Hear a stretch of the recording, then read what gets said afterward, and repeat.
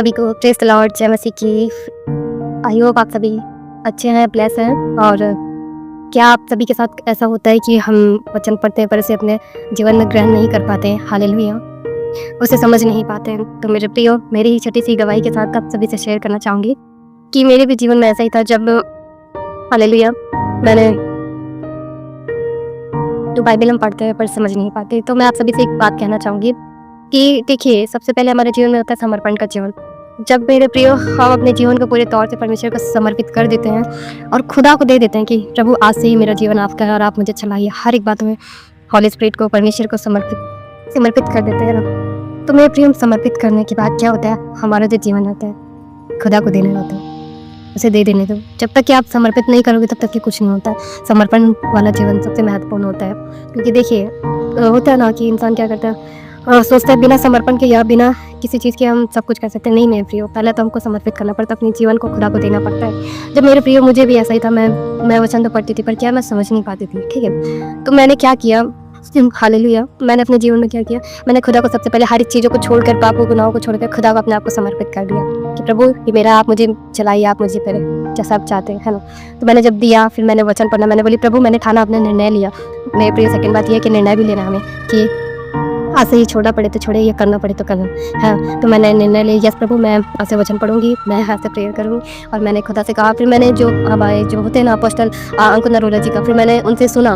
उन्होंने 5 वर्ड कहा था वचन, जब हम वचन पढ़ते टाइम हमें ये बातों को कहना, तो उन्होंने जो 5 वर्ड कहा था मैंने उस चीज़ को फॉलो किया।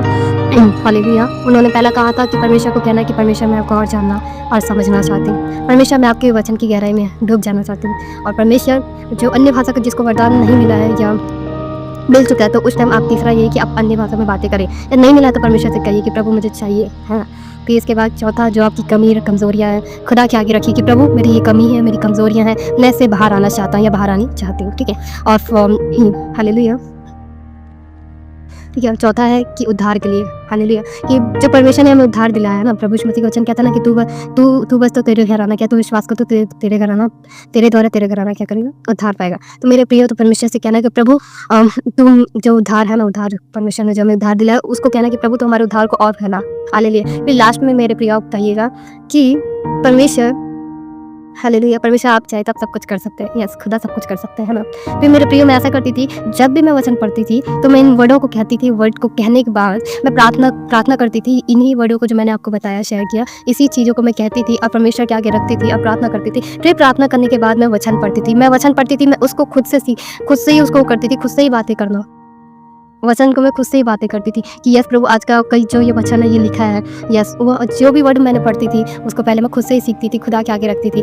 फिर उसके बाद मैं उस वचन को लेकर प्रार्थना करना सीखी। प्रार्थना करने के बाद धीरे धीरे रेगुलर, मेरे प्रियो, जब भी आप स्टार्ट करें तो वचन को शुरू से स्टार्ट करिएगा, शुरू से स्टार्ट करेंगे तब आप जानेंगे। तो मैंने ऐसे ही किया मेरे प्रियो, जैसे ही मैंने शुरू से स्टार्ट करना शुरू किया, फिर मैंने परमेश्वर से बोला प्रभु तो मुझे जैसे जो वचन मुझे नहीं समझ आता था मेरे प्रियो, मैं क्या करती थी, उस चीज़ को मैं परमेश्वर से बोलती थी, प्रभु आज मुझे ये वचन नहीं समझ आ रहा, आप मुझे अपने दासों के मुख से इन वचनों के द्वारा बात करें। यकीन करिए मेरे प्रियो, जब ऐसा मैं परमेश्वर को, मेरा एक टाइम था, सुबह का टाइम था, जो टाइम मैंने परमेश्वर को बनाई, भले काम हो या ना हो, लास्ट में हो, परंतु मैं जो टाइम परमेश्वर को देती थी वो चीज़ मैं जैसे ही करती थी मेरे प्रियो, मैं उस समय को खुदा को, आप एक समय बनाइएगा परमेश्वर को, वचन पढ़ने का समय, प्रार्थना करने का समय बनाइए। जब उस वचन के समय किसी से कोई हो नहीं है, आप जैसा ठानते हो, निर्णय लेते हो, वैसा करते हो, परमेश्वर वो चीज़ करता है, ठीक है। आपने क्या किया, वो समय बनाया, ठीक है, मैंने वो समय बनाया मेरे प्रियो, और मैं उसी समय में क्या करती थी, वचन पढ़ती थी और उसके बाद ही उठती थी, मैं बिना वचन पढ़े नहीं उठती थी। तो मैंने ऐसा ही किया, आज सुबह मैंने वचन पढ़ा और शाम तक के परमेश्वर उसी वचनों के द्वारा मैंने बोलती प्रभु, हर दिन बोलती प्रभु, जो वचन पढ़ती उस वचनों को मैं परमेश्वर के आगे बोलती, प्रभु मुझे इन वचनों के द्वारा आप मुझसे बातें करिए। और सच में मेरे प्रियो, यकीन करिएगा,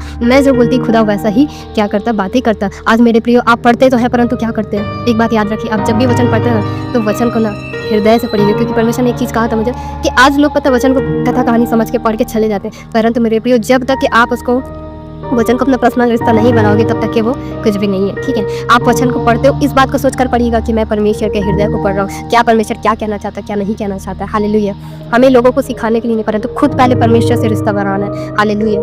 उस वचनों को सबसे पहले मेरे प्रिय आप ग्रहण करिएगा, क्योंकि आप अपने हृदय में जब वचन को पढ़ते जाएंगे और खुदा से वो वचनों की तरह बातें करते जाएंगे, हालेलुया, परमेश्वर आपके लिए। मैंने ऐसे करना शुरू किया प्रियो। मैं सच बता रही हूँ, मैं जब भी किसी से बातें करती थी खुद ऑटोमेटिक जो वचन मैं पढ़ती थी उसी को ही मैं प्रार्थना करते टाइम उसी वर्ड को बोलना शुरू करती थी। और जैसे ही आप बोलना शुरू करोगे ना, वचन पढ़ने के बाद फिर प्रार्थना करिएगा। पहले ऐसा होता है हम वचन पढ़ लिए उड़ गए, शुरू में प्रार्थना करते पर लास्ट में प्रार्थना नहीं करते। ये नहीं होना चाहिए। जब आप वचन पढ़ते हो, वचन पढ़ने के बाद प्रार्थना करिएगा। जो वचन को पढ़े उस चीज़ को आप रिपीट करिए, खुदा के आगे बोलिए, यस प्रभु तेरे वचन में लिखा है, हालेलुया।